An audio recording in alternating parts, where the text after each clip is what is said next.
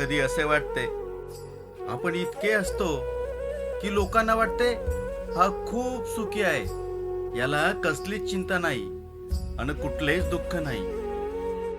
स्टेटसवर हसू, रील मध्ये हसू, फोटो मध्ये हसू, पण रात्रीच्या एकांतात त्या स्मशान शांततेत एवढा वेळ रोखून धरलेल्या पापण्यांचा बांध फुटून आसवांची नदी कधी ओले चिंब करून टाकते हे मात्र कुणालाच दिसत नाही. कसा आहेस या प्रश्नाचं उत्तर मस्त एवढ्यावरच संपतं हल्ली. कारण खरं सांगायची हिम्मत नाही अन समजून घेणार कुणी उरलंय का याची खात्रीच नाही. खोटं हसू सोपं झालंय, खरं दुःख समजावणं कठीण बनलंय.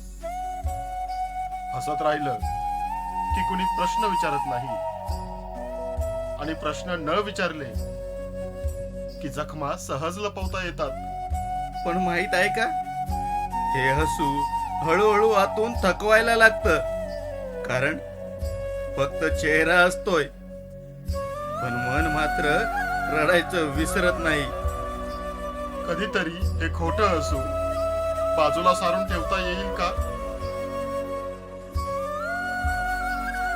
कुणातरी समोर धाय मोकून मन मोकळं करता येईल का? कारण नेहमी असणारा माणूस हा सगळ्यात जास्त मजबूत असतो असे कधीच नसते. कदाचित तो सगळ्यात जास्त एकटा असतो.